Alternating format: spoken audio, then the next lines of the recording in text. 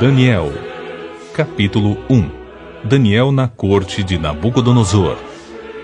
No terceiro ano do governo de Jeoaquim, rei de Judá, o rei Nabucodonosor, Nabu, proteja meu filho, isto é, Nabucodonosor, imperador da Babilônia, atacou a cidade de Jerusalém e a sitiou. Então, Adonai, o Eterno, entregou a Jeoaquim, rei de Judá, e toda a cidade, cativos, nas mãos de Nabucodonosor. Até alguns dos utensílios sagrados da casa de Deus, o templo, foram sequestrados e levados para o templo do Deus de Nabucodonosor, nas terras de Shinar, isto é, região da Babilônia, e os depositou reverentemente na casa do tesouro da sua divindade.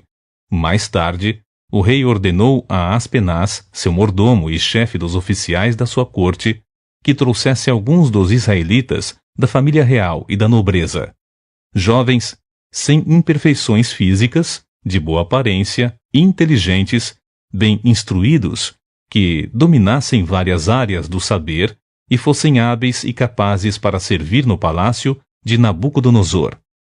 Ele próprio ficaria encarregado de lhes ensinar o idioma e a cultura dos caldeus babilônios. O rei designou-lhes uma porção diária das melhores iguarias de sua mesa e do vinho que ele mesmo bebia. Eles passariam por um período de treinamento que levaria 3 anos, e depois disso estariam habilitados para servir ao rei. Entre esses estavam alguns jovens vindos de Judá cujos nomes em hebraico significavam Daniel, Deus é meu juiz; Ananias, Javé é misericordioso; Misael, ninguém se compara a Deus; e Azarias, Javé é meu socorro. O chefe dos oficiais, entretanto, deu-lhes novos nomes. A Daniel chamou Beltesazar, que em babilônico quer dizer Bel proteja sua vida. A Ananias denominou Sadraque, amigo do rei. A Misael nomeou Mesaque, quem é como o deus Lua. E a Azarias deu o nome de Abednego, servo do deus Mercúrio. Daniel, porém, decidiu no seu coração não se tornar impuro consumindo as iguarias do rei, nem com o vinho especial servido à mesa real, e solicitou ao chefe dos oficiais permissão para se abster daqueles alimentos. E Elohim, Deus, fez com que o chefe dos oficiais fosse bondoso para com Daniel e demonstrasse consideração por ele. Todavia, aquele mordomo advertiu a Daniel, dizendo: Tenho medo do meu senhor, o rei, que determinou a vossa comida e a vossa bebida. Se ele achar os vossos rostos mais abatidos do que os dos outros jovens da vossa idade, o rei poderá pedir a minha cabeça por vossa causa. Então Daniel disse ao encarregado designado pelo chefe dos oficiais para cuidar de Daniel, Ananias, Misael e Azarias: Peço-te que faças uma experiência com os teus servos por 10 dias, dando-nos apenas legumes para comer e água para beber. Depois, compare a nossa aparência com a dos jovens que comem as iguarias da mesa do rei, e trate os teus servos conforme a tua própria observação e juízo. Assim, ele atendeu ao pedido de Daniel e observou a experiência proposta por 10 dias. Passados 10 dias, a aparência dos 4 rapazes era melhor, e demonstravam estar mais saudáveis e fortes do que todos os jovens que se alimentavam da comida da mesa do rei. Assim, o encarregado tirou a comida e o vinho do rei, que lhes havia sido designados, e em lugar dessas iguarias e do vinho real, passou a servir-lhes vegetais. No caso destes 4 jovens, aprove a Deus lhes abençoar com especial sabedoria e inteligência em toda cultura e ciência, e Daniel ainda receberá algo a mais. Sabia interpretar sonhos e visões de todos os tipos. Então, passado o tempo que o rei havia determinado para a preparação dos jovens servos, o chefe dos oficiais os trouxe à presença de Nabucodonosor e os apresentou. O rei conversou com eles e não encontrou ninguém que se comparasse a Daniel, de modo que eles passaram a servir o rei. E o rei concluiu que eram 10 vezes mais sábios e instruídos do que todos os magos, místicos e adivinhos que havia em todo o reino, e isso em todos os assuntos e matérias referentes ao saber e ao discernimento, sobre os quais o rei os inquiriu diligentemente. Assim, Daniel permaneceu como oficial do rei até o 1º ano de Ciro, o imperador. Capítulo 2. O enigma do sonho assustador do rei. No 2º ano de seu governo, o rei Nabucodonosor teve sonhos que lhe perturbaram sobremaneira. Seu espírito ficou tão aflito que já não podia mais conciliar o sono. Então, o rei mandou chamar seus magos, adivinhos, encantadores, feiticeiros, místicos e astrólogos, para que lhe dissessem qual o significado daqueles pesadelos. Vieram apressadamente e se apresentaram diante do rei. E o rei lhes contou: Eis que tive um sonho, e estou muito aflito para saber o que sonhei. Qual o significado ou a mensagem desse pesadelo? Então, os caldeus e astrólogos passaram a falar em aramaico e lhe garantiram: Ó rei, vive para sempre. Conta, pois, o sonho que tiveste aos teus servos, e nós o interpretaremos a ti. Então, o rei afirmou aos seus conselheiros e astrólogos: Esta é minha decisão. Se não me contardes o sonho que tive e sua correta interpretação, mandarei que sejais partidos em pedaços, e as vossas casas se tornarão um monte de entulho queimado. Entretanto, se me revelardes o sonho e seu significado, recebereis de mim a melhor das recompensas, muitos presentes e grande honra. Sendo assim, agora dizei-me claramente tudo quanto sonhei, e sua correta interpretação. Mas os conselheiros titubearam e tornaram a pedir ao rei: Ó majestade, conte o rei o sonho a teus servos, e te revelaremos o que ele quer dizer. O rei, contudo, lhes declarou: Já percebi que, na verdade, quereis ganhar tempo, porquanto temeis o que decretei fazer-vos. Agora, se não me contardes o que sonhei, recebereis a mesma sentença, pois preparastes palavras fraudulentas, mentirosas e malignas, para dizer na minha presença, na esperança de que o tempo se encarregue de acalmar a situação. Portanto, sem demora, contai-me o que sonhei, a fim de que eu tenha certeza que sois capazes de desvendá-lo corretamente. Então, os conselheiros e astrólogos foram categóricos afirmando: Não há nenhum ser humano sobre a terra que tenha o poder de cumprir à risca esta ordem do rei. Aliás, nenhum rei, por maior e mais poderoso que fosse, jamais exigiu de um mago, místico ou astrólogo algo parecido com o teu pedido. O que vossa majestade exige é difícil demais, tanto que ninguém é capaz de revelar isso ao rei, senão somente os deuses. E eles não vivem em carne como os mortais. Essa declaração deixou o rei tão irado e enfurecido que ele, ali mesmo, ordenou a execução sumária de todos os místicos e magos da Babilônia. E assim foi proclamado um decreto real, para que fossem mortos todos os sábios, e por isso Daniel e seus amigos foram procurados pelos encarregados do rei, para que também fossem executados. Deus revela a Daniel o sonho do rei. Quando Arioque, o comandante da guarda do rei, saiu para matar os sábios da Babilônia, Daniel falou com ele de modo prudente e sensato. E Daniel perguntou a Arioque, oficial do rei: Por que o rei baixou um decreto tão drástico e urgente? Ao que Arioque explicou o motivo a Daniel. Diante disso, Daniel pediu para se apresentar diante do rei e rogou-lhe um prazo, ao fim do qual ele daria ao rei a revelação que estava buscando.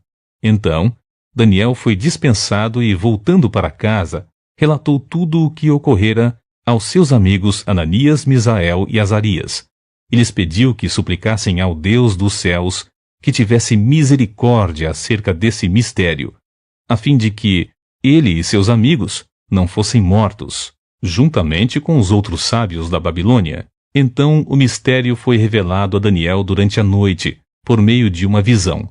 Daniel louvou o Deus dos céus, dizendo em aramaico: Seja bendito Elah, o nome de Deus para todo sempre, porque a sabedoria e a força a ele pertencem. Ele muda as épocas e as estações, destrona reis e os estabelece. Dá sabedoria aos verdadeiros sábios e entendimento aos que buscam discernir e conhecer. Revela mistérios profundos e enigmas ocultos. Conhece o que jaz nas trevas, e a luz habita nele e em todo o seu esplendor. Eu te agradeço e te louvo, ó Elah, Deus dos meus pais. Tu me concedeste sabedoria e poder, e me revelaste o que te pedimos. Revelaste-nos o preocupante sonho do rei. Daniel esclarece o sonho do rei. Então Daniel foi falar com Arioque, ao qual o rei tinha constituído para matar os sábios da Babilônia, e rogou-lhe: Não mates os sábios da Babilônia. Leva-me, pois, à presença do rei, e eu interpretarei para ele o sonho que teve. Naquele mesmo momento, Arioque levou Daniel ao rei e relatou: Encontrei entre os exilados de Judá um homem que esclarecerá ao rei o significado do seu sonho. Então, o rei indagou a Daniel: Podes tu revelar-me o sonho que tive e sua correta interpretação? E, na presença do rei, Daniel respondeu: O mistério que o rei exigiu que devesse ser desvendado, nem sábios, adivinhos, magos, astrólogos ou místicos lhe podem revelar. Contudo, existe um Deus nos céus, capaz de revelar todos os mistérios. Foi Elah, Deus, que mostrou ao rei Nabucodonosor o que acontecerá nos últimos dias. O sonho e as visões que passaram por tua mente quando estavas deitado foram assim. Ó rei, quando estavas repousando em tua cama, começastes a meditar sobre o futuro. Então, aquele que revela os mistérios te mostrou tudo quanto ocorrerá nos tempos vindouros. E a mim foi esclarecido este mistério, não por ter eu mais sabedoria entre todos os que vivem na terra, mas para que tu, ó rei, saibas a correta interpretação e compreendas todos os pensamentos que passaram pelo teu coração. Ó rei, eis que tu olhaste e viste diante de ti uma grande estátua. E em tua visão, esta estátua era enorme e impressionante. Estava em pé diante de ti e tinha uma aparência terrível. A cabeça da estátua era feita de ouro puro, o peito e o braço eram de prata, o ventre e os quadris eram de bronze, as pernas eram de ferro e os pés eram em parte de ferro e em parte de barro. Enquanto estavas contemplando toda a estátua, uma pedra soltou-se sem auxílio de mãos, atingiu a estátua nos pés de ferro e de barro e os destroçou. Então o ferro, o barro, o bronze e a prata e o ouro vieram abaixo, despedaçados, viraram pó, como o pó que se vê na eira, quando no verão se bate o trigo no terreno para separá-lo da palha. E o vento carregou todos os destroços, sem deixar vestígio. Entretanto, a pedra que atingiu a estátua tornou-se uma montanha e encheu a terra toda. Foi esse o sonho que tiveste, e agora nós o interpretaremos para o rei. Ó rei, tu és rei de reis, a quem o Deus do céu tem dado o reino, o poder, a força e a glória, e em cuja mão ele entregou os homens de todas as nações, onde quer que habitem, os animais e as aves do céu, e te fez reinar sobre todos eles. Tu és, portanto, a cabeça de ouro. Mas, depois de ti, se levantará outro reino inferior ao teu, e um terceiro reino feito de bronze, o qual terá domínio sobre toda a terra. E haverá um quarto e último reino, este forte como o ferro, pois o ferro tem o poder de quebrar e esmigalhar tudo. E assim, como o ferro despedaça tudo, também ele destruirá e reduzirá a pedaços todos os reinos do mundo. Como viste, os pés e os dedos eram em parte de barro e em parte de ferro. Isso quer dizer que esse será um reino dividido, mas, mesmo assim, terá um pouco da força do ferro, embora tenhas observado o ferro misturado ao barro lamacento. Assim, como os dedos eram em parte de ferro e em parte de barro, também esse reino será em parte forte e em parte frágil. e, como viste, o ferro estava misturado à lama. Isso significa que se buscarão fazer alianças políticas por intermédio de casamentos, mas a união decorrente dessas alianças e acordos não se firmará, do mesmo modo que o ferro não consegue se misturar com o barro. No entanto, na época do governo desses reis, Elar, o Deus dos céus, estabelecerá um novo reino que nunca será destruído e que também não será dominado por nenhum outro povo. A soberania desse reino jamais será transferida a nenhum outro povo. Todavia, esse novo reino destruirá e exterminará todos esses outros reinos e subsistirá para todo sempre. Portanto, esse é o significado da visão da pedra que soltou de uma montanha, sem o auxílio de mãos, pedra que, mediante um só golpe, fez em pedaços o ferro, o bronze, o barro, a prata e o ouro. Deste modo, Elar, o Deus poderoso, mostrou ao rei o que acontecerá no futuro. O sonho é verdadeiro, faz sentido e a interpretação é absolutamente fiel. Assim que acabou de ouvir essa revelação, o rei ajoelhou-se e, com o rosto rente ao chão, reverenciou Daniel e ordenou que trouxessem imediatamente uma oferta de cereais e incenso. Em seguida, o rei dirigiu-se a Daniel e declarou: Verdadeiramente, o vosso Deus é Elar, o Deus dos deuses, o Senhor dos reis, e o revelador de todos os mistérios, pois foste capaz de interpretar o mistério destas minhas visões. Então, o rei exaltou Daniel e lhe deu muitos e valiosos presentes, e o designou governador de toda a província da Babilônia, e também o fez chefe principal de todos os sábios da Babilônia. Além disso, a pedido de Daniel, o rei nomeou Sadraque, Mesaque e Abednego administradores da província da Babilônia, enquanto o próprio Daniel permanecia na corte do rei. Capítulo 3. O ídolo de ouro de Nabucodonosor. Mais tarde, o rei Nabucodonosor mandou construir uma imagem de ouro de 60 côvados de altura e 6 côvados de largura, isto é, 27 metros de altura e 2 metros e 70 centímetros de largura. Ele a ergueu na planície de Durá, na província da Babilônia. Então, o rei Nabucodonosor mandou reunir os sátrapas, vice-reis, os prefeitos, os governadores, os conselheiros, os tesoureiros, os juízes, os magistrados e todos os oficiais das províncias, para que viessem participar da dedicação da estátua que ele havia determinado que fosse levantada. E assim se ajuntaram sátrapas, prefeitos, governadores, conselheiros, tesoureiros, juízes, magistrados e todas as autoridades das províncias. Todos eles vieram e cooperaram na consagração da imagem que o rei Nabucodonosor mandara erguer, e reverentemente ficaram em pé diante dela. Em seguida, o arauto do rei proclamou em alta voz: Ordena-se, pois, a todos vós, ó povos, nações e gentes de todas as línguas.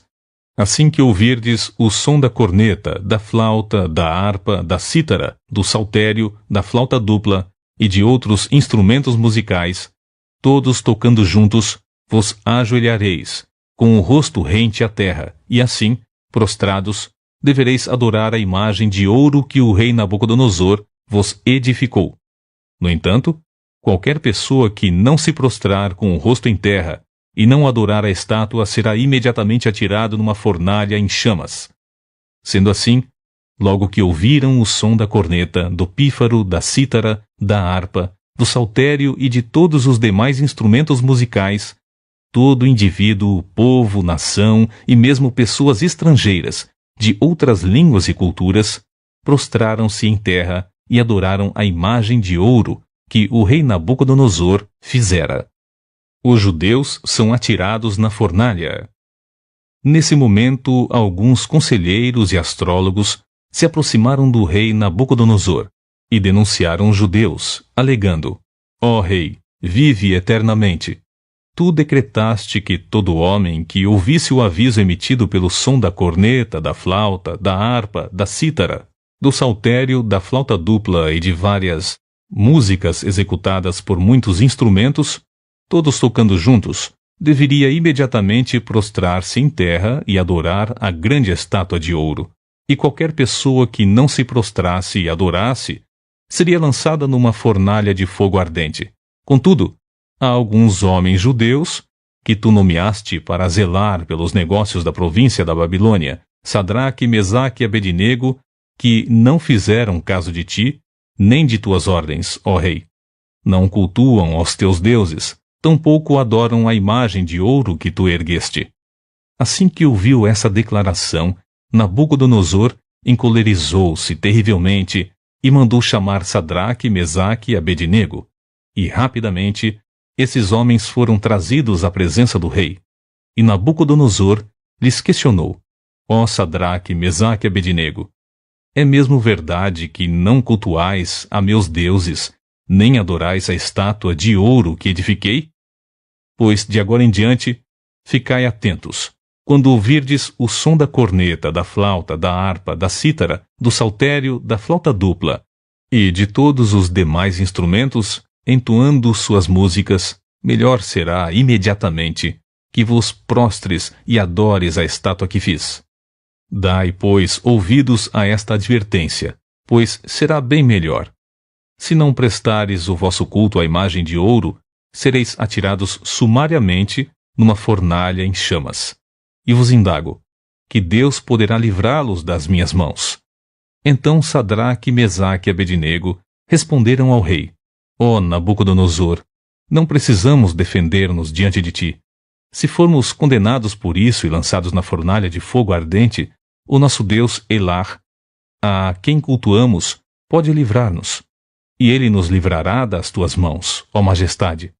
Contudo, se ele não nos livrar, fica sabendo, ó rei, que não cultuaremos aos teus deuses, tampouco adoraremos a estátua que ergueste.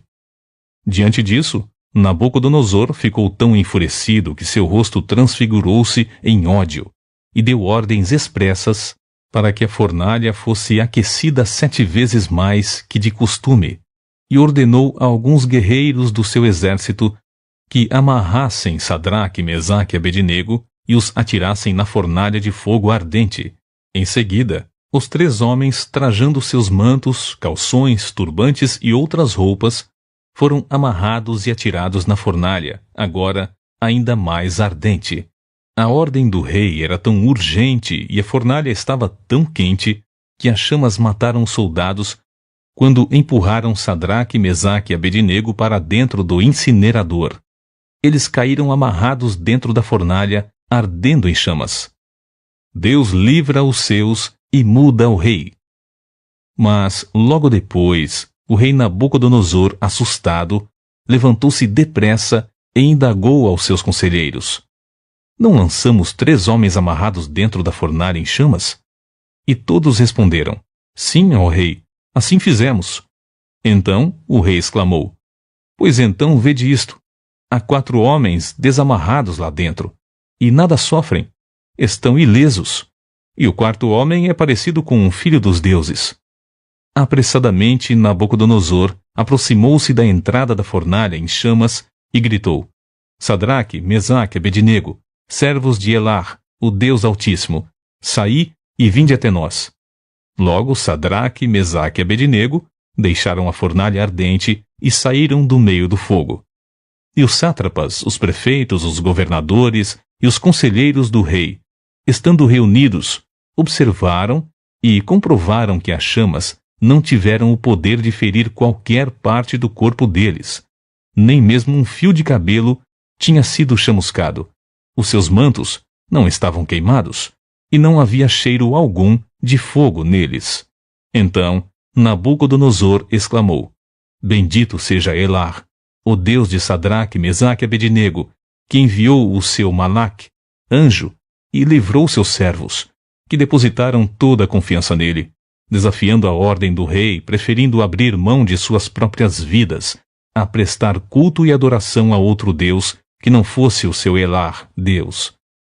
Diante deste acontecimento, eu decreto que toda pessoa de qualquer povo, nação, cultura e língua que proferir alguma censura ou blasfêmia contra o Deus de Sadraque, Mesaque e Abednego, seja sumariamente esquartejado, e sua casa seja transformada em um monte de entulho queimado, porquanto, de fato, não existe nenhuma outra divindade que possa livrar seus servos dessa maneira. E assim, o rei promoveu Sadraque, Mesaque e Abednego e os fez prosperar na província da Babilônia. Capítulo 4. O segundo sonho alarmante do rei. Depoimento do rei Nabucodonosor aos homens de todas as nações, povos, línguas e culturas, que vivem em todas as partes do mundo. Shalom, paz e prosperidade. Pareceu-me bem e necessário divulgar os sinais e maravilhas que Elar, Deus, o Altíssimo, tem realizado em meu favor. Quão magníficos são os seus sinais e quão poderosas as suas maravilhas. O seu reino é um reino soberano que dura para sempre, e o seu domínio permanece de geração em geração. Eu, Nabucodonosor, estava satisfeito e próspero em minha casa, no meu palácio. E eis que tive um sonho que me abalou profundamente e me deixou alarmado. Estando eu repousando em minha cama, os pensamentos e visões que passaram pela minha mente preocuparam-me sobremaneira e me apavoraram. Por este motivo, determinei expressamente que todos os sábios fossem trazidos à minha presença para interpretarem o pesadelo que tivera. Assim que os magos e místicos chegaram, contei-lhes o sonho. No entanto, eles não conseguiram desvendá-lo para mim. Por fim, veio Daniel à minha presença e eu narrei a ele o que havia visto. Ele é chamado Beltesazar, em homenagem ao nome do meu Deus, Bel. E creio que o espírito dos santos deuses está nele. Então, falei com ele. Beltesazar, chefe dos sábios e dos magos, sei que o espírito das santas divindades habita em ti, e que nenhum mistério é difícil demais para que o reveles. Sendo assim, vou contar-te o meu pesadelo. Esclarece o seu sentido, pois para mim. Estas são as visões que me ocorreram quando estava deitado em minha cama. Eis que olhei, e diante de mim estava uma árvore muito alta, no meio da terra. A árvore cresceu tanto que a sua copa encostou-se ao céu, e podia ser avistada até os confins da terra. Tinha belas e viçosas folhas, muitos e saborosos frutos, e produzia com tanta fartura que todas as pessoas do mundo podiam se alimentar dela. Debaixo dela, os animais do campo encontravam um abrigo aconchegante e seguro, e as aves do céu viviam alegres em seus galhos e ramos. Todas as criaturas se sustentavam daquela árvore. Então, nas visões que tive deitado em minha cama, observei e vi claramente diante de mim uma sentinela, um Kadish, santo anjo, que descia do céu. E eis que ele bradou em alta voz: derrubai, pois, a árvore, cortai-lhe os ramos, sacudi todas as suas folhas, e espalhai o seu fruto. Afugentem-se todas as criaturas abrigadas debaixo dela, e as aves dos seus galhos. Contudo, deixai na terra o tronco com as raízes, presos com uma cinta de ferro e de bronze. Fique ele no chão, em meio à relva do campo.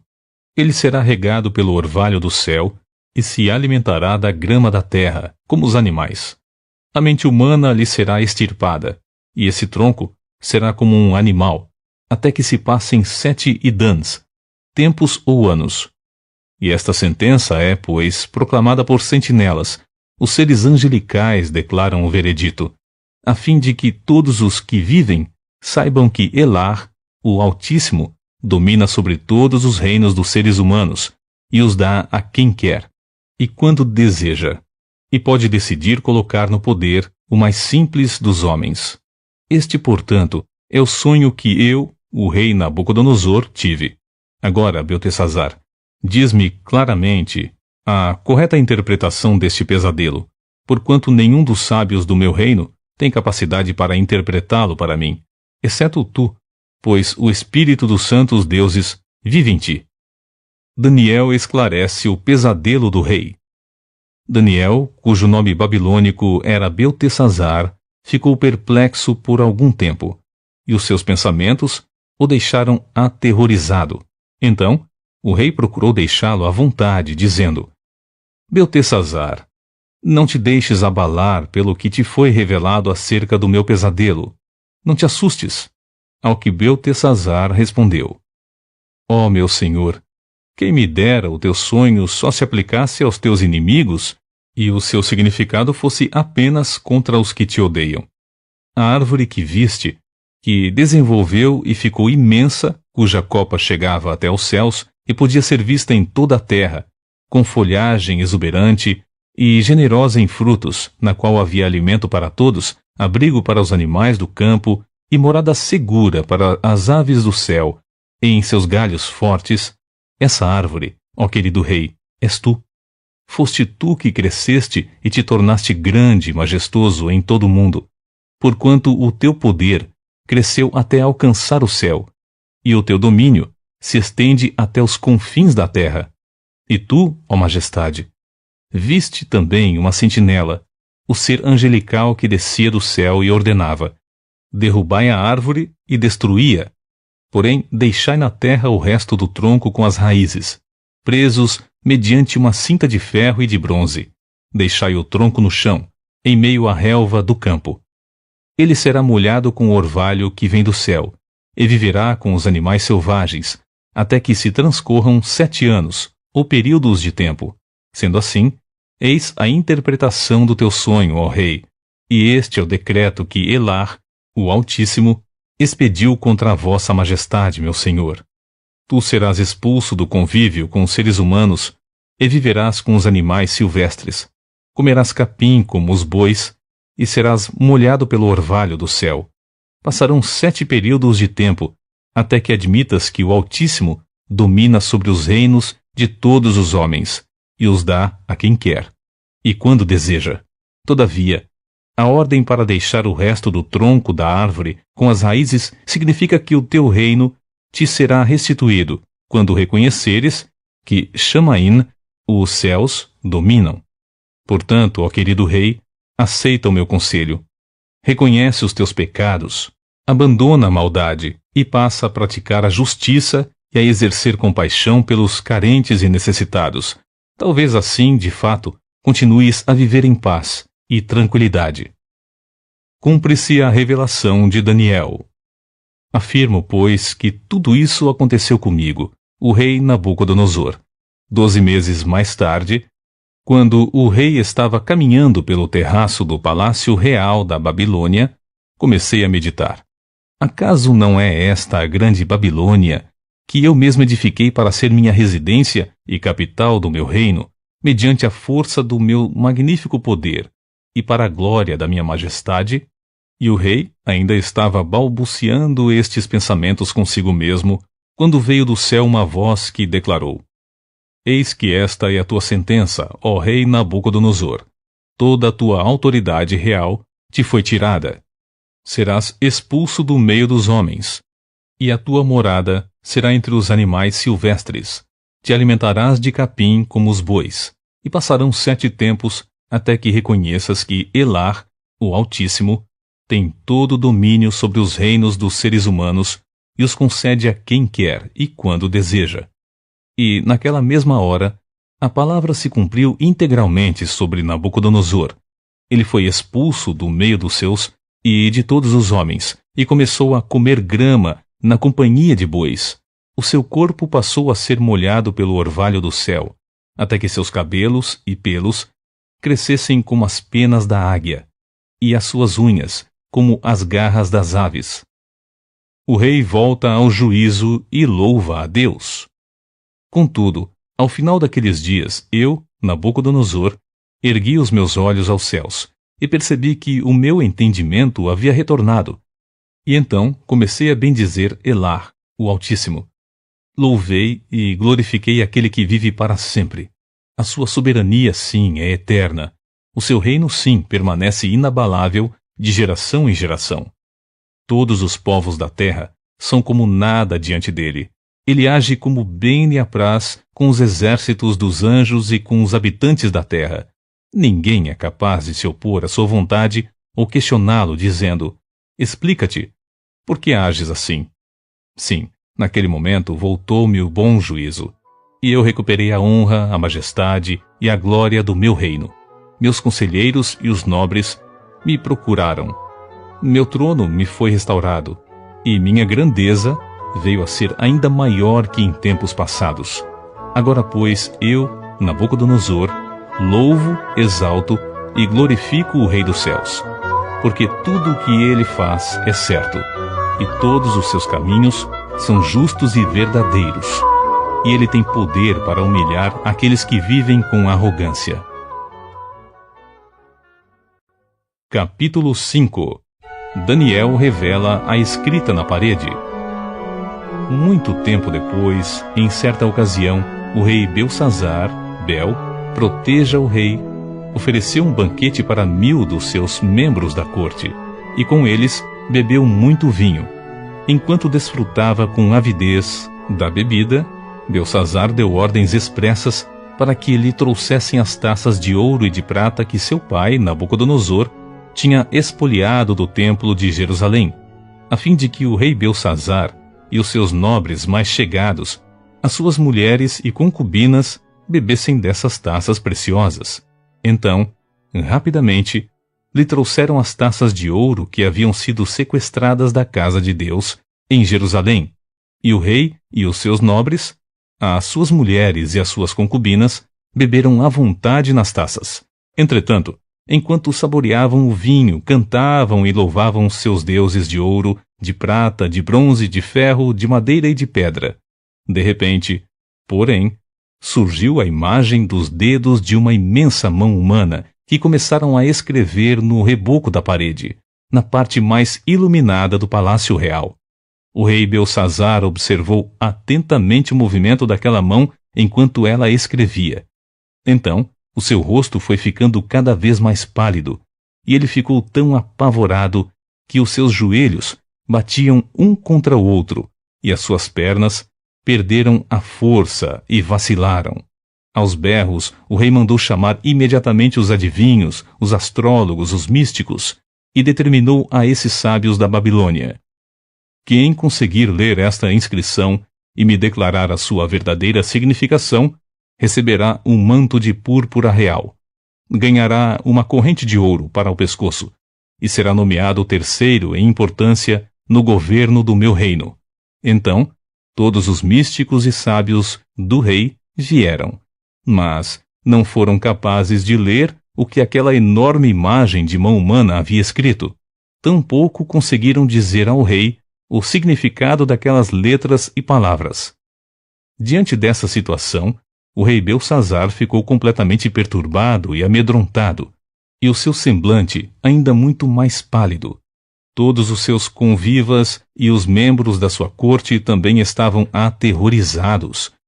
Tendo a rainha-mãe ouvido os gritos do rei e dos seus nobres, entrou na grande sala do banquete e acudiu, dizendo: Ó rei, vive para sempre. Não te perturbem os teus maus pensamentos, nem se desfaleça a tua fisionomia. Eis que há no teu reino um homem que tem o espírito dos santos deuses. Na época do teu pai, o rei Nabucodonosor, todos os consideravam um homem iluminado, dono de rara inteligência, prudência e uma sabedoria como a sabedoria dos deuses. Nabucodonosor, teu pai, quando exerceu o seu reinado, o constituiu chefe dos magos, dos adivinhos, dos encantadores, dos astrólogos e de todos os místicos. Comprovou-se que esse homem, Daniel, a quem o rei dera o nome de Beltesazar, fora aquinhoado com extraordinário raciocínio, e também com uma especial capacidade de interpretar sonhos e solucionar enigmas e mistérios. Ordena, pois, que Daniel seja chamado, e ele, com certeza, te revelará o segredo e o sentido dessa escrita na parede. Então, sem demora, Daniel foi levado à presença do rei. O rei indagou a Daniel: És tu aquele Daniel, um dos cativos de Judá, que o rei, meu pai, mandou trazer das terras de Judá? Ouvi dizer a teu respeito que o espírito dos deuses habita em tua pessoa, e que em ti se acham a luz, o conhecimento e extraordinária sabedoria. Pois bem, os sábios, os adivinhos e vários místicos acabaram de ser trazidos às pressas à minha presença, para lerem a inscrição que está na parede, e me desvendarem seu correto sentido, mas não puderam dar-me a interpretação destas palavras. No entanto, ouvi dizer a teu respeito que podes dar interpretações e resolver enigmas.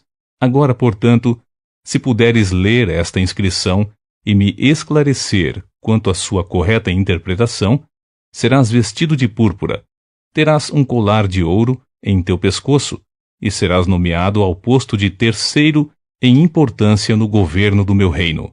Então Daniel, Deus é meu juiz, replicou ao rei Belsazar: Bel, proteja o rei. Podes guardar os teus presentes para ti mesmo e dar as tuas recompensas a algum de teus comensais. Todavia, lerei sim as palavras que foram escritas na parede para o rei e lhe desvendarei todo o seu significado. Ó rei, foi a teu pai, o rei Nabucodonosor, teu predecessor, que Elar, Deus Altíssimo, deu sabedoria, grandeza, glória e majestade. Devido à magnificência que Deus lhe concedeu, pessoas de todas as nações, povos, línguas e culturas tinham por ele grande respeito e temor. Todos tremiam diante de sua presença soberana. Porquanto, a quem o rei decidia matar, matava. A quem julgava poupar, poupava. A quem desejava promover, promovia. E a quem desejava humilhar, humilhava. Contudo, quando seu coração se tornou cobiçoso, arrogante e endurecido por causa do extremo orgulho e vaidade, ele foi deposto do seu trono real e totalmente despojado da sua glória. Foi excluído do convívio com outros seres humanos, e sua mente e coração tornaram-se semelhantes aos dos animais, e passou a morar junto aos jumentos silvestres e a comer capim como os bois. E o seu corpo se molhava como o orvalho do céu, e assim viveu até reconhecer que Elar, Deus Altíssimo, é o soberano e domina sobre o reino dos homens, e coloca no poder a quem ele deseja. Mas tu, ó Belsazar, sucessor do rei Nabucodonosor, não tens caminhado com humildade. Não humilhaste o teu coração, muito embora saibas bem de tudo quanto ocorreu com teu pai, o rei. Pior ainda, tu te exaltaste a ti mesmo e te levantaste contra Elar, Deus dos céus. Porquanto mandaste trazer as taças do templo do Altíssimo para que nelas bebesses tu, os teus nobres e convivas, as tuas mulheres e as tuas concubinas. Louvaste os deuses de prata, de ouro, de bronze, de ferro, de madeira e de pedra, que não podem nem ver, nem ouvir, nem sentir e muito menos compreender nada. E não glorificaste o Deus que sustenta com suas mãos a tua vida e controla todos os teus caminhos. Por isso, ele mesmo enviou aquela mão que viste, a fim de escrever diante de ti a sentença que precisas saber. E as palavras que foram inscritas formam a seguinte frase em aramaico: Mene, Mene, Tekel, Uparsim. E este é o significado dessas palavras: Mene, Mene. Deus avaliou e contou os dias do teu reinado e decretou o seu fim. Tekel, foste pesado na balança e achado em falta. Uparsim, teu reino já foi dividido e entregue aos medos e persas. Diante disso, por ordem do rei Belsazar, vestiram Daniel com um manto real vermelho púrpura, condecoraram-no com uma corrente de ouro no pescoço, e o proclamaram o terceiro em autoridade e poder no governo do reino. E aconteceu que naquela mesma noite Belsazar, o rei dos babilônios, foi assassinado, e Dariaves, Dario, o imperador da nação média, apoderou-se do reino de Belsazar, com a idade de 62 anos. Capítulo 6. Daniel sobrevive à cova dos leões. Então, pareceu bem a Dario nomear 120 sátrapas, vice-reis, para governar todo o seu reino. E, acima deles, 3 grandes líderes, um dos quais era Daniel. Os sátrapas tinham que prestar contas a esses supervisores, a fim de que o rei não sofresse qualquer dano ou prejuízo. E aconteceu que o mesmo Daniel foi tão notável entre seus colegas de liderança e entre todo o colegiado dos sátrapas, por suas qualidades extraordinárias, que o imperador planejava nomeá-lo para a função de governador-geral do seu reino. Mas, assim que os seus colegas de liderança e todos os sátrapas tomaram conhecimento dessas intenções do rei, muitos passaram a procurar motivos para acusar Daniel em sua administração e governo, mas nada de mal conseguiam encontrar. Não puderam achar falta alguma em Daniel e em seu proceder, porquanto ele era leal. Nele não havia qualquer desonestidade, desleixo ou erro algum. Então, eles concluíram e murmuraram entre si: nunca encontraremos algum motivo forte o suficiente para denunciarmos esse Daniel, a menos que seja algo relacionado à lei do seu Elar, Deus. Assim, aqueles supervisores e os sátrapas, de comum acordo, foram conversar com o rei, dizendo: ó rei Dario, vive para sempre.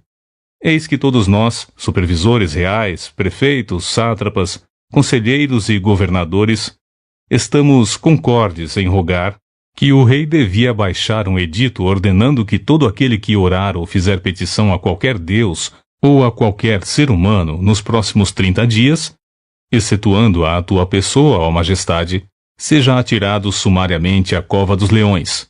Agora, pois, ó rei, se estás de acordo, emite o decreto e assina o edital, a fim de que o mesmo nunca mais seja mudado, conforme a lei dos medos e dos persas, que, uma vez sancionada, não se pode revogar jamais. Então, diante do parecer daqueles conselheiros, o rei Dario deferiu e assinou o decreto. Assim que Daniel soube que esse decreto do rei havia sido proclamado, foi para casa, para o seu quarto, no andar de cima, onde as janelas davam para Jerusalém, e ali orou como costumava fazer cotidianamente. 3 vezes ao dia, ajoelhou-se, rogou e deu graças diante do seu Elar, Deus. Então aqueles homens se juntaram para investigar e descobriram Daniel orando, suplicando ajuda a Deus. E, mais que depressa, foram falar com o rei acerca do cumprimento do decreto real e argumentaram: tu não publicaste uma resolução real ordenando que nesses 30 dias toda pessoa que manifestasse um pedido a qualquer deus ou a qualquer ser humano, exceto a ti, ó rei, fosse atirado sumariamente à cova dos leões? Ao que o rei replicou: sim, este decreto está em pleno vigor, de acordo com a lei dos medos e dos persas, que não pode ser revogada. Então eles aproveitaram para fazer a seguinte comunicação ao rei: ora, pois Daniel, um daqueles exilados de Judá, não tem feito caso de ti, nem das tuas ordens, e do decreto que assinaste. Muito ao contrário, faz as suas orações todos os dias, e 3 vezes ao dia. Ao ouvir tal notícia, o rei ficou profundamente consternado e resolveu salvar Daniel, esforçando-se até o pôr do sol, a fim de encontrar uma maneira legal para livrá-lo. Contudo, os homens foram unânimes em insistir: ó rei, lembra-te bem que, conforme a lei dos medos e dos persas, nenhuma determinação real ou edito assinado do rei pode ser alterado ou descumprido. Então o rei deu ordens, e eles prenderam Daniel e o jogaram na cova dos leões. O rei, contudo, encorajou a Daniel, dizendo que Elar, o teu Deus, a quem serves todos os dias, haverá de te livrar. Em seguida, taparam a cova com uma pedra, e o rei a selou com o seu anel-selo, e também com os anéis dos seus nobres, para que a decisão sobre Daniel não pudesse ser modificada. Depois, o rei dirigiu-se para o seu palácio e passou a noite em jejum, e não permitiu que fossem trazidos à sua presença qualquer instrumento de música, e o rei não conseguiu conciliar o sono durante toda aquela noite. Daniel sai ileso da cova dos leões. Logo ao raiar do dia, o rei se levantou e correu em direção à cova dos leões. Quando ia se aproximando da entrada da cova, chamou o nome de Daniel com grande sofreguidão e tristeza: Daniel, servo de Elar, o Deus vivo, será que o teu Deus, a quem tu serves diariamente, pôde livrá-lo dos leões? E então ouviu-se a voz de Daniel, que respondeu: Ó caro rei, vive para sempre. Eis que o meu Deus enviou o seu anjo, e este fechou a boca dos leões, para que não me ferissem, pois Elar, Deus, considerou-me inocente aos seus olhos. E de igual modo, porque jamais cometi qualquer fraude ou delito contra o Senhor, ó majestade. E diante do que acontecera, o coração do rei muito se alegrou. Em seguida, o rei ordenou que tirassem Daniel da cova, e testemunharam que não havia nenhum arranhão ou qualquer outro ferimento em todo o corpo de Daniel, pois ele havia confiado continuamente em seu Deus. Entre mentes, por ordem expressa do rei, todos os homens que tinham acusado Daniel foram lançados na mesma cova dos leões, junto com as suas esposas e filhos. E antes mesmo que pudessem chegar ao fundo da cova, os leões os atacaram e despedaçaram todos os seus ossos. Mais tarde, o rei Dario escreveu aos homens de todos os povos, nações, línguas e culturas, em toda a terra, nos seguintes termos: Shalom, paz e prosperidade. Eis que edito um decreto para que em todos os domínios do império, todas as pessoas temam e reverenciem o Deus de Daniel, porquanto ele é Elar, o Deus vivo, e permanece para sempre. O seu reino não será jamais destruído, e o seu domínio nunca terá fim. Elar, Deus, livra e salva. Só ele realiza sinais miraculosos e maravilhas nos céus e em toda a terra. Foi Elar, Deus, quem livrou Daniel do poder dos leões selvagens. E assim, Daniel prosperou grandemente durante o império de Dario e mais tarde também no reinado de Ciro, o persa. Capítulo 7. Daniel sonha com 4 monstros. Certa noite, durante o primeiro ano do reinado de Belsazar, Bel proteja o rei, monarca da Babilônia, Daniel teve um sonho e algumas visões passaram por sua mente quando repousava em sua cama. E assim que acordou do sonho, escreveu um resumo do que havia visto nos seguintes termos: Em minha visão à noite, eu pude observar os 4 ventos do céu agitando o grande oceano. Então, vi 4 grandes animais, diferentes um dos outros, que subiam do mar. O primeiro assemelhava-se a um enorme leão e tinha asas de águia. Eu o contemplei e, em certo momento, as suas asas foram arrancadas, e ele foi erguido do chão, firmou-se sobre 2 pés somente, como um ser humano, e recebeu um coração de homem. Continuei olhando e vi o segundo animal, parecido com um grande urso. Ele ergueu-se de um lado, tendo na boca 3 costelas entre os dentes, e eis que foi-lhe ordenado: Levanta-te, pois, e devora as carnes das multidões. Então, segui observando e vi outro animal, agora um semelhante a imenso leopardo. Tinha nas costas 4 asas de ave, também 4 cabeças, e foi-lhe dada toda a autoridade para governar. E nessas visões que tive durante a noite em meu sonho, vi ainda um 4º animal, horrível, apavorante e extremamente poderoso. Possuía grandes dentes de ferro, com os quais estraçalhava e devorava avidamente suas vítimas, e pisoteava tudo o que sobrava. Este monstro era diferente de todas as feras anteriores e tinha 10 chifres. Enquanto eu analisava os chifres, encontrei um outro chifre, pequeno, que apareceu entre eles, e 3 dos primeiros chifres foram arrancados para dar lugar a ele. Esse chifre que surgiu entre os demais tinha olhos como os olhos de um ser humano, e uma boca que falava com soberba e arrogância. O ancião idoso e o filho do homem. Enquanto eu, pasmo, admirava esses animais, eis que tronos foram trazidos, e um ancião pleno de dias se assentou. Suas roupas eram brancas como a neve, e seus cabelos alvos como a pura lã. Seu trono estava todo envolvido por labaredas de fogo, e as rodas do trono eram chamas ardentes. De diante dele, brotava e fluía um rio de fogo. Milhares e milhares o serviam, milhões e milhões prostravam-se diante dele.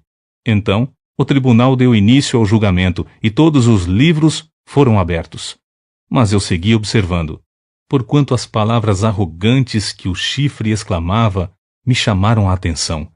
Fiquei olhando tudo aquilo até que o animal foi morto, e o seu corpo foi destruído e lançado ao fogo ardente.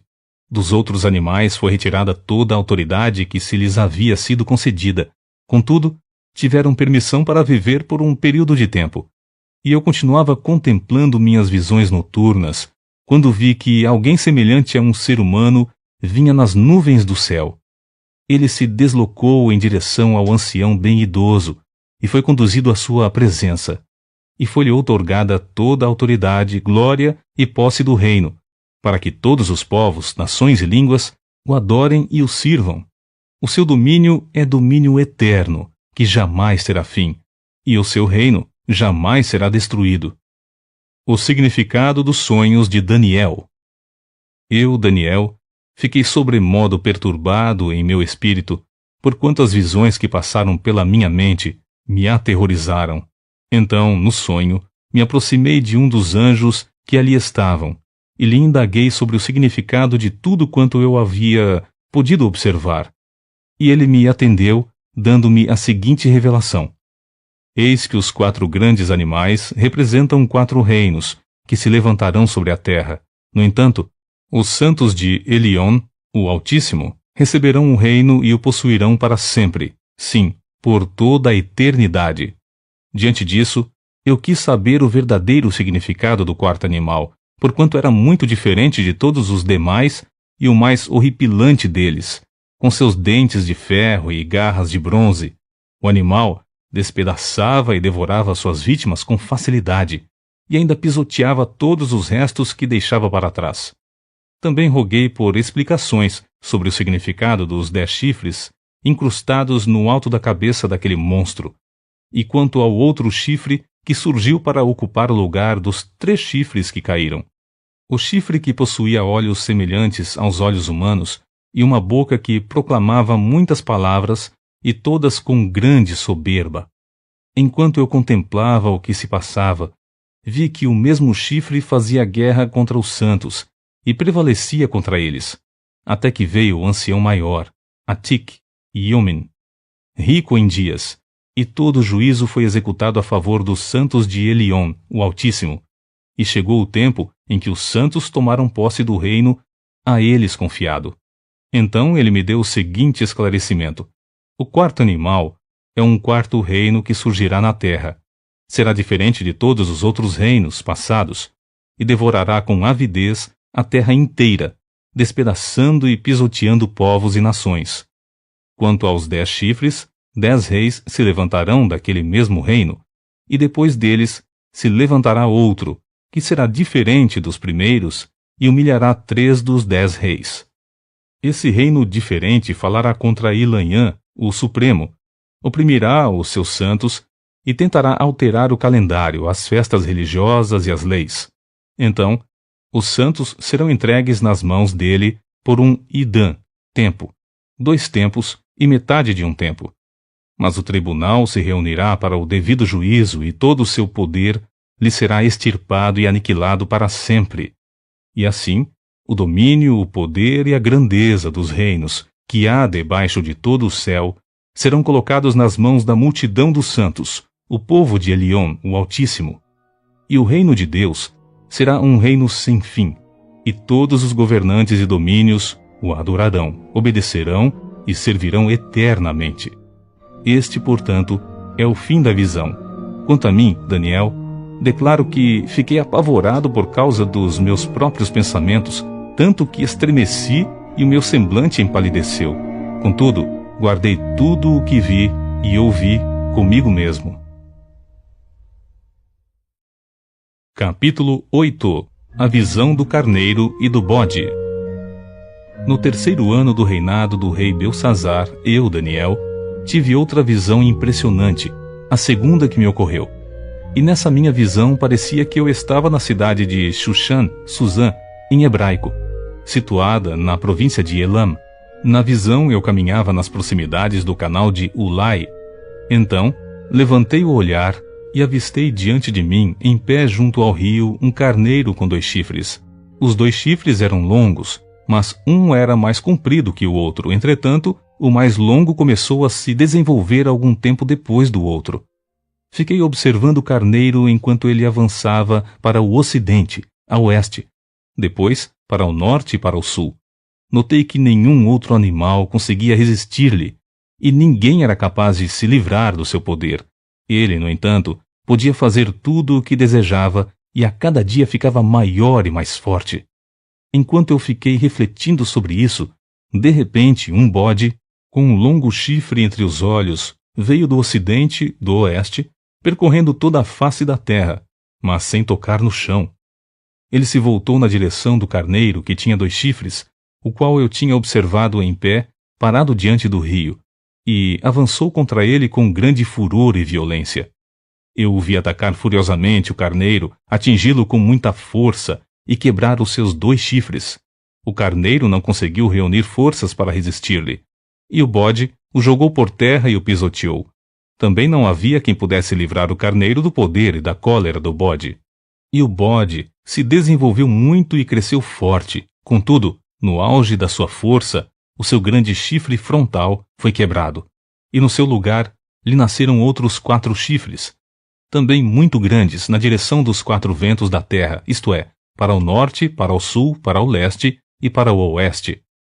E ocorreu que brotou-lhe também um pequeno chifre de um dos grandes chifres, e este cresceu muito para as regiões ao sul, para o oriente e também na direção de Dzebe, a terra magnífica Israel. Cresceu assustadoramente e alcançou o exército dos céus, e conseguiu atirar na terra algumas das estrelas desse exército, e ainda as pisoteou. E ele tornava-se cada vez maior e mais forte, até desafiar o comandante desse exército, quando suprimiu o sacrifício diário do holocausto oferecido ao príncipe, e destruiu todo o santuário e o seu templo. Todas as honrarias foram prestadas a esse grande chifre. O próprio exército lhe foi entregue, juntamente com o holocausto diário, por causa do seu poder e a vitória da sua rebelião. O chifre tinha sucesso em tudo o que empreendia, e a verdade e o direito foram lançados por terra. Então, ocorreu que ouvi um Kadosh, ser angelical, que indagava a outro santo: até quando durarão os acontecimentos anunciados por esta visão? Até quando estará suspensa a verdadeira cerimônia do sacrifício diário e a rebelião abominável e devastadora prevalecerá? Até quando o templo ficará danificado? O exército do céu deverá se submeter ao poder do chifre, e ambos serão pisoteados. Então ouvi a resposta: todos esses eventos passarão em 2.300 tardes e manhãs, e então o Kodesh, santuário, será reconsagrado. Gabriel revela a visão a Daniel. Enquanto eu, Daniel, contemplava atentamente a visão que me fora dada e procurava compreendê-la, diante de mim surgiu alguém semelhante a um guerreiro, e ouvi a voz de um ser humano que vinha da direção do rio Ulai, e bradou: Gabriel, revelai a este homem o significado da visão. Assim que ele se aproximou de onde eu estava, fiquei apavorado e caí prostrado, com o rosto rente ao chão. Mas ele me acudiu e explicou-me: entendei, ó filho do homem, eis que esta visão se refere aos tempos do fim. Enquanto ele falava comigo, eu, com o rosto em terra, fiquei acordado e em êxtase. Então, ele tocou em mim e me ergueu. E em seguida me disse: eu te revelarei o que acontecerá nos últimos tempos da ira, porquanto todos esses acontecimentos pertencem ao tempo determinado do fim. Sendo assim, os 2 longos chifres que viste crescerem na fronte do carneiro representam os reis da Média e da Pérsia, mas o bode peludo significa o rei da Grécia, e o grande chifre, que lhe nasceu entre os olhos, é o primeiro rei. Os 4 chifres que se levantaram no lugar do que foi quebrado referem-se aos 4 reinos que brotarão da mesma nação, mas não com o mesmo poder dele. Então, no final do império deles, quando a rebelião dos ímpios tiver chegado ao seu extremo, um rei de semblante violento e cruel, mestre em astúcias e capaz de discernir enigmas e mistérios, se levantará.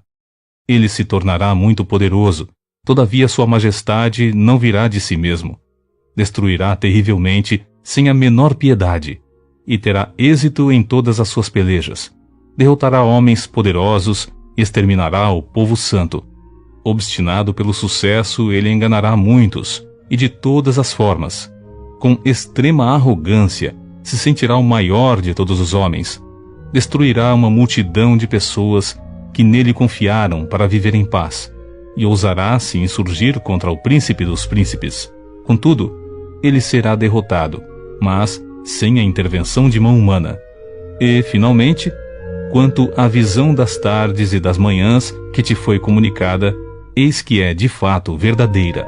Tu, porém, sela a visão, guarda segredo por ora, porquanto tudo isso se refere ao futuro distante. Capítulo 9. Daniel intercede por seu povo. No primeiro ano de Dario, filho de Ahasverosh, Assuero em hebraico, Xerxes em persa, na linhagem dos Medos, foi constituído o rei sobre todo o povo caldeu babilônio. No primeiro ano do seu governo real, eu, Daniel, compreendi mediante a leitura atenta das Sagradas Escrituras, de acordo com a palavra de Javé, o Senhor, concedida ao profeta Jeremias, que a desolação de Jerusalém iria durar 70 anos.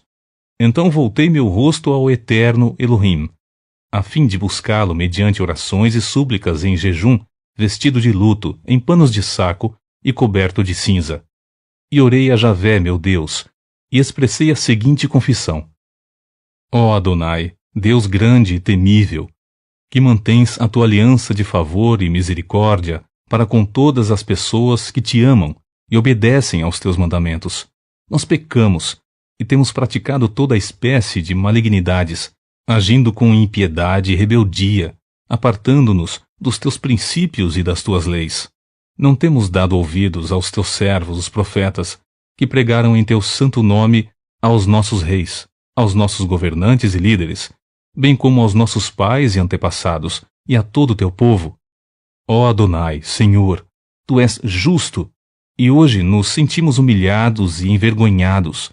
Sim, nós, o povo de Judá, de Jerusalém e de todo Israel, tanto os que estão perto como os que estão distantes, em todas as terras pelas quais nos espalhaste por causa de nossa infidelidade para contigo.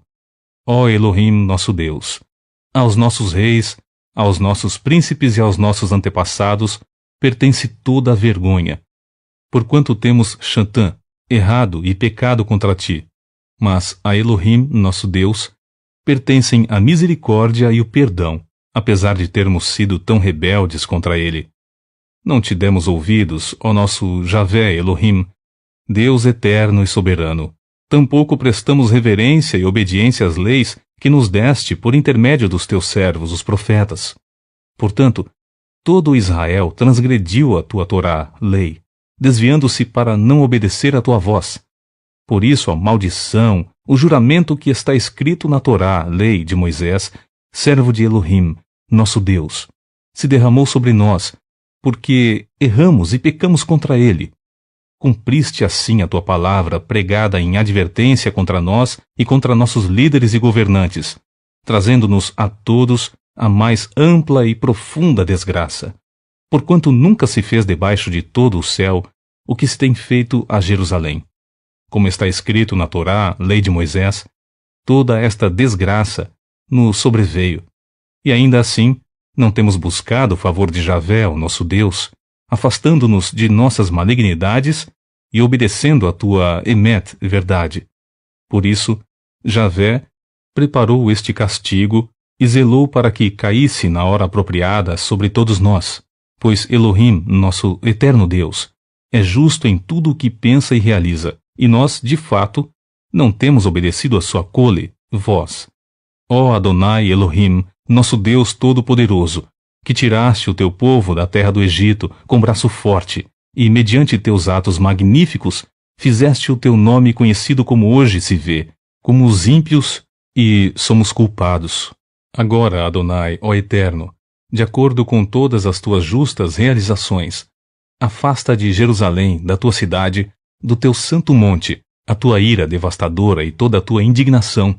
Sim, foram os nossos pecados e as iniquidades de todos nós desde os nossos antepassados, que fizeram de Jerusalém e do teu povo este grande motivo de zombarias para todos os que nos rodeiam. Contudo, ó Elohim, nosso Deus, ouve agora a oração e as súplicas do teu servo, e faz resplandecer o teu rosto com o brilho do teu favor e misericórdia sobre o teu Mikedash, templo, destruído e abandonado por Mar-An, amor de ti. Inclina, pois, os teus ouvidos, ó Elohim, meu Deus, e ouve este apelo, abre os teus olhos e observa a completa ruína da cidade que leva ao teu nome, porquanto não lançamos nossos rogos diante da tua face acreditando de alguma maneira em nossos atos de justiça, mas confiados em teu imenso favor e misericórdia. Sendo assim, ó Adonai, ouve, ó Eterno, perdoa. Ó Senhor, vê e age. Por amor de ti, meu Deus, atende-nos sem tardar, pois a tua cidade e o teu povo levam o teu nome. A profecia das 70 semanas. Falava eu ainda em oração e súplicas, confessando o meu pecado e o pecado do meu povo de Israel, colocando minhas petições diante de Javé, o meu Deus, em favor do monte santo de Elohim. Enquanto eu ainda falava com Deus em oração, Gabriel, o homem que eu tinha observado durante a minha visão anterior, veio voando rapidamente para onde eu estava, bem na hora do sacrifício vespertino.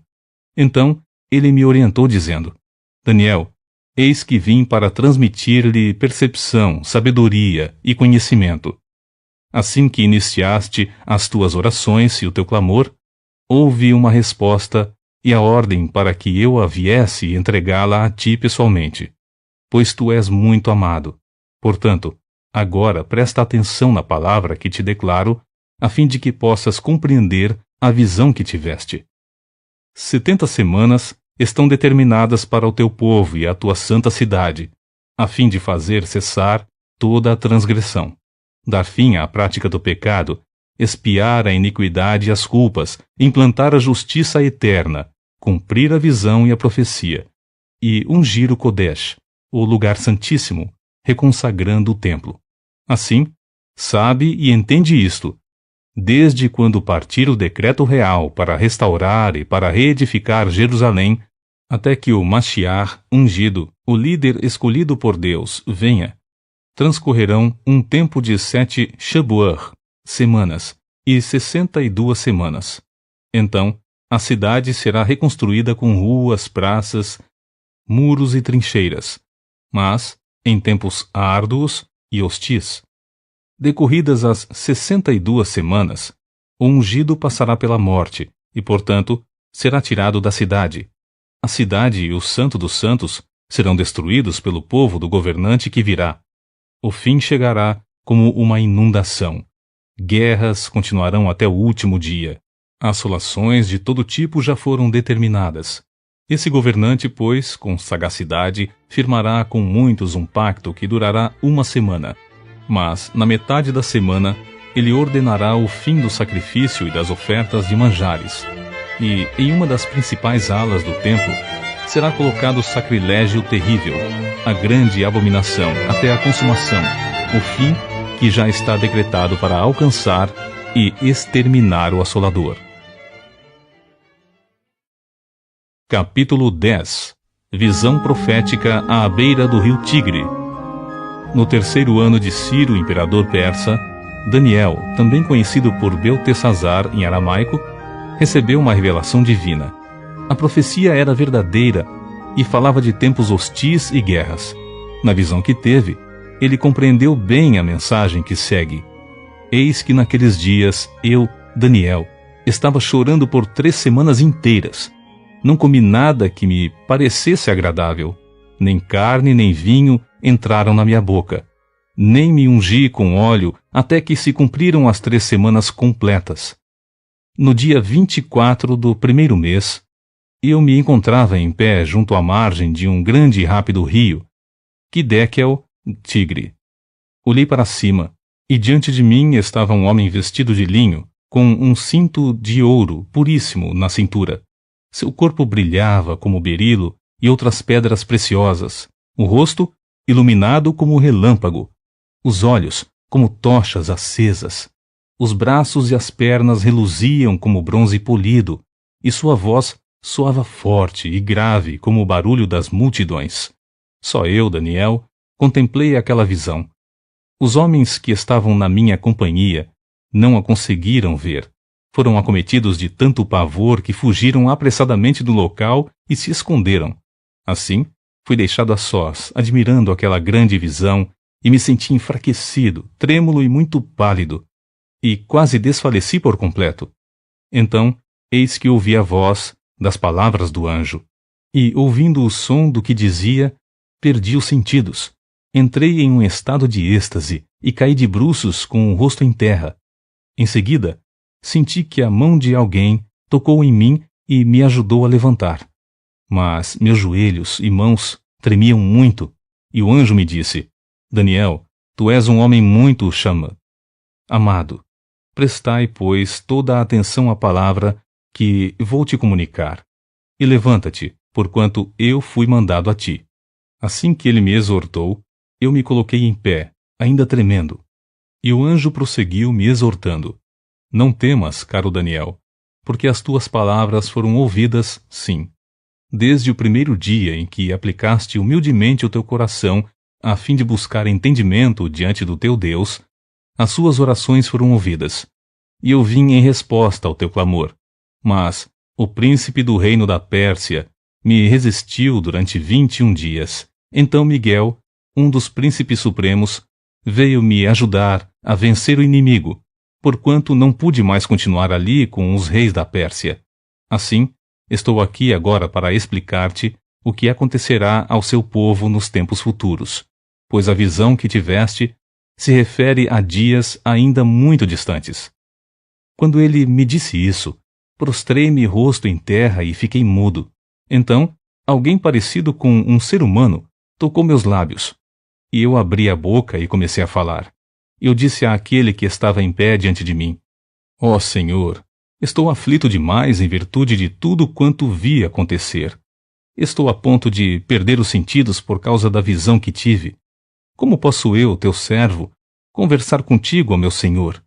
Minhas forças se desvaneceram e mal consigo respirar. O ser que se assemelhava a um homem tocou em mim outra vez, e imediatamente me senti fortalecido. Então, ele me dirigiu a palavra: Não temas. Deus te ama, ó filho do homem. Paz seja contigo. Sê forte e tem bom ânimo. E quando ele falou comigo, recobrei as forças e respondi: Ó meu Senhor, fala comigo, porquanto tu já me fortaleceste e me sinto bem. Ao que ele acrescentou: Sabes por que eu vim a ti? Contudo, agora terei que retornar para seguir pelejando contra o príncipe da Pérsia. Todavia, logo que eu sair, o príncipe da Grécia virá. Antes, porém, eu te declararei o que está escrito no livro da verdade. E nessa batalha ninguém me ajuda contra eles, senão Miguel, o príncipe celeste de Israel. Capítulo 11. O futuro dos reis do sul e do norte. Sendo que, no primeiro ano de Dario, rei dos Medos, levantei-me para encorajá-lo e cooperar com ele. Agora, pois, passarei a declarar-te claramente toda a verdade. Eis que ainda se levantarão outros 3 reis na Pérsia, e o quarto será muito mais rico do que todos os anteriores. Depois de conquistar o poder mediante suas posses e riquezas, instigará todos contra o reino da Grécia. Então aparecerá um rei guerreiro que governará com grande poder e realizará todas as suas próprias vontades. Entretanto, um pouco mais tarde, no auge do seu poder, eis que seu reino será desfeito e será dividido para os 4 cantos do céu. Mas nada será entregue aos seus descendentes, e o império não será poderoso como antes, porquanto será um reino desarraigado e repartido entre outros. O rei do sul será forte, como também um dos seus príncipes, e este será ainda mais forte do que ele, e reinará, e o seu domínio será muito grande. Depois de alguns anos, eles se tornarão aliados. A filha do rei do sul, Egito, firmará um pacto com o rei do norte, Síria, mas ela não manterá o seu poder, nem ele conservará o dele. Naquela época, ela será entregue à morte, com sua escolta real, e na companhia do seu pai e com aquele que a apoiou. Contudo, alguém da linhagem dela se levantará em seu lugar e comandará o exército. Ele atacará a fortaleza do rei do norte, pelejará contra as forças do rei e conseguirá vencer. Ele se apossará dos ídolos e divindades deles, com suas imagens de fundição, com seus vasos preciosos de prata e ouro, e levará tudo para o Egito. E, por alguns anos, ele deixará o reino do norte viver em paz. Então, o rei do norte atacará as fortalezas do rei do sul, mas se verá obrigado a voltar para a sua própria terra. Mas seus filhos intervirão e conseguirão ajuntar um grande exército, o qual avançará com poder e violência, arrasando tudo por onde passar. E, depois disso, retornando, levará os combates até a fortaleza do rei do sul. Diante disso, o rei do sul marchará enfurecido a fim de vingar-se do rei do norte, que lhe resistirá com um grande exército, mas apesar disso, será derrotado. Quando o exército do norte for aniquilado, o rei do sul se encherá de orgulho e soberba e matará milhares, mas toda a sua vitória durará por um tempo muito curto, porquanto o rei do norte conseguirá reunir outro exército, ainda maior que o primeiro, e depois de alguns anos, ele atacará novamente com um exército mais numeroso e melhor equipado. Naqueles dias, muitos se revoltarão contra o rei do sul, e os homens violentos do teu próprio povo se rebelarão, dando cumprimento à visão como profetizada, mas não serão bem-sucedidos e cairão. Em seguida o rei do norte virá, levantará morros de ataque, isto é, rampas militares de cerco, e conquistará uma cidade fortificada. As forças do sul serão incapazes de resistir. Mesmo as suas melhores tropas não terão forças para vencê-lo. O agressor fará o que bem entender, e não haverá quem possa enfrentá-lo. Ele se estabelecerá na terra magnífica e terá capacidade para destruí-la completamente. Ele virá com o poder de todo o seu império e firmará um pacto com o rei do sul. Ele dará uma de suas filhas em casamento com o objetivo de destruir o reino. No entanto, seu plano não terá êxito, nem lhe proporcionará qualquer vantagem. Passados esses acontecimentos, dirigirá sua atenção para as ilhas, invadirá e tomará muitas delas, mas um príncipe colocará um ponto final à sua arrogância e ainda lhe retribuirá com grande soberba. Então, ele voltará a atenção para as fortalezas da sua própria terra, mas tropeçará e cairá, para nunca mais se erguer, nem ser encontrado. Seu sucessor mandará um cobrador de impostos a fim de manter o esplendor real. Entretanto, em poucos anos, ele será destruído, sem que seja necessário qualquer ato de luta ou violência. Depois, este será sucedido por um homem odioso e cruel, o qual não recebeu a honra da majestade. Ele invadirá o reino quando o povo estiver se sentindo em paz e seguro, e tomará o governo geral mediante intrigas e negociatas. Então, um exército arrasador será todo exterminado diante dos olhos desse homem desprezível. E este será destruído juntamente com o príncipe do pacto estabelecido. Depois desse acordo firmado, ele agirá traiçoeiramente, e com apenas um pequeno grupo de homens, conseguirá chegar ao poder. Atacará também as regiões mais férteis da província, quando estas estiverem vivendo em paz e tranquilidade. Ele as invadirá e fará o que seus pais, e nem mesmo seus antepassados, jamais fizeram. Distribuirá despojos, saques e riquezas sequestradas entre todos os seus seguidores. Ele tramará muitos planos contra grandes fortalezas, mas somente por algum tempo. Reunirá poder e coragem a um grande exército e investirá contra o rei do sul. E este guerreará mobilizando um exército numeroso e fortemente armado, todavia não será capaz de resistir aos muitos ardis e golpes tramados contra ele. Até mesmo os que se alimentarem de sua comida tentarão destruí-lo. Seu exército será exterminado por uma arrasadora invasão. e um número enorme de guerreiros tombarão em combate. Também estes 2 reis terão o coração totalmente dedicado ao mal.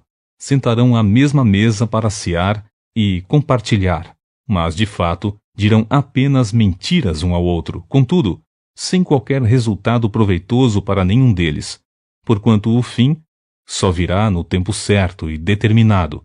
Então, o rei do norte retornará para suas terras com grande riqueza, mas com seu coração rebelde à Santa Aliança. Ele tentará acabar com a religião do povo de Israel e depois voltará para sua nação. No tempo determinado, ele cercará e tentará invadir outra vez o sul, mas, desta vez, não terá o mesmo sucesso da primeira grande invasão, porque navios de Quitim, das regiões da costa ocidental, virão e se oporão a ele, e diante dessa resistência, ele ficará consternado e insultado. Então, despejará sua fúria contra a Santa Aliança, o povo de Israel, e retornando, será cordial e indulgente com aqueles que apostarem na Santa Aliança. Seu poderio militar se levantará ferozmente a fim de profanar a fortaleza e o templo. Acabará com o culto do holocausto diário e instalará no templo a abominação, o sacrilégio terrível. Com mentiras e lisonjas, corromperá todos aqueles que tiverem abandonado a aliança, mas o povo que, em verdade, conhece Elohim, o seu Deus, resistirá com firmeza e coragem. Entretanto, aqueles que são sábios entre o povo pregarão e ensinarão a muitos, mas por certo tempo essa atitude os levará a passar pelo fio da espada e também terem seus corpos cremados. Outros tantos serão saqueados e lançados em prisões. Alguns desses resistentes serão feridos e receberão um pequeno socorro. Contudo, muitos dos que oferecerem ajuda ou se reunirem à resistência não agirão com sinceridade. Ora, chegará a época em que alguns sábios tropeçarão para que sejam devidamente refinados, purificados e alvejados, até o final dos tempos, porquanto isso só acontecerá em dias muito à frente, no futuro determinado. A época do terrível e arrogante rei.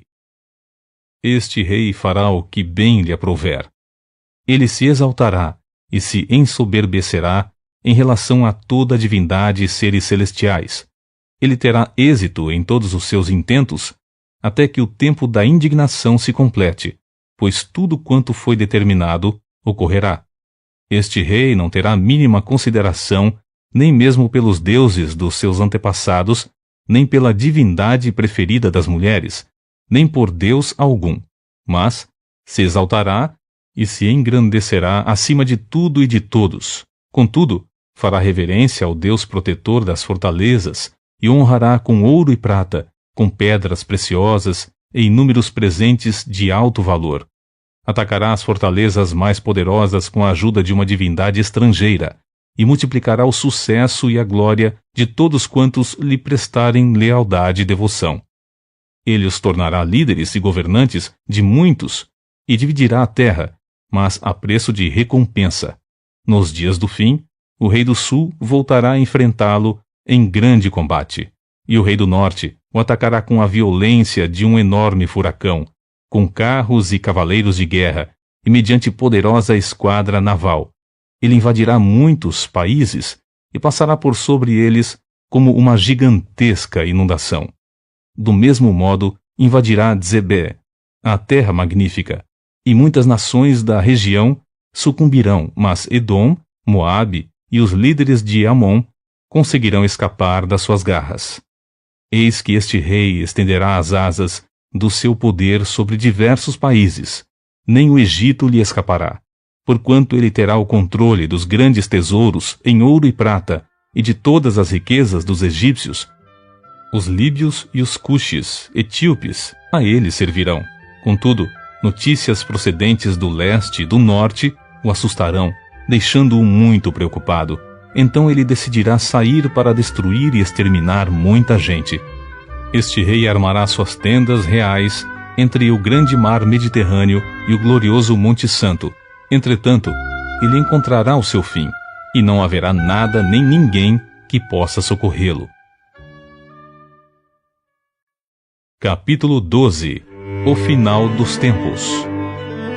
Naquela época, Miguel, o grande príncipe que protege o povo de Deus, se erguerá em benefício dos filhos do teu povo, e haverá um período de tribulação, opressão e aflição como nunca houve desde o início das nações até então.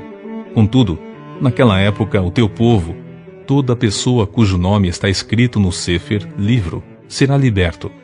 Multidões e multidões que dormem no pó da terra acordarão, uns para a vida eterna, outros para a vergonha, humilhação e para o desprezo eterno. Os que têm o entendimento e são sábios resplandecerão com o fulgor do firmamento, e todos quantos se dedicam a conduzir muitas pessoas à verdade e à prática da justiça serão como as estrelas. Brilharão para sempre, por toda a eternidade. Porém tu, ó querido Daniel, tranca em segredo, mediante um selo, as palavras do livro, até o tempo próprio do fim. Muitos farão de tudo e correrão de uma parte a outra em busca do maior saber, e o conhecimento se multiplicará muitas e muitas vezes. Então eu, Daniel, olhei e eis que estavam em pé diante de mim outros 2 anjos, um na margem de cá do rápido rio Quidequel, Tigre, e outro da margem de lá. Então, um deles falou ao homem vestido de linho, que estava rio acima: quanto tempo passará antes que se cumpram todos estes eventos extraordinários? O homem vestido de linho, que estava acima das águas do rio, levantou ao céu a mão direita e a mão esquerda, e eu o ouvi jurar por aquele que vive para sempre, e acrescentou: haverá, pois, um tempo, tempos e metade de um tempo, quando a fragmentação do poder que está nas mãos do povo sagrado for completada, como está determinado, então, em seguida, tudo se cumprirá e estará terminado. Eu ouvi claramente, mas não consegui compreender todo o significado da profecia, por isso indaguei: ó Senhor meu, mas qual será o resultado final de todos estes acontecimentos? E ele replicou, orientando-me: segui o teu caminho, ó Daniel, porquanto estas palavras e sua significação estão lacradas e seladas até os apropriados tempos do fim. Muitos serão colocados à prova, e assim serão joeirados, purificados e aperfeiçoados. No entanto, os malignos continuarão praticando impiedades. Nenhum dos ímpios dará ouvidos a estas palavras, tampouco buscarão entendimento, mas os sábios e prudentes, sim, estes entenderão.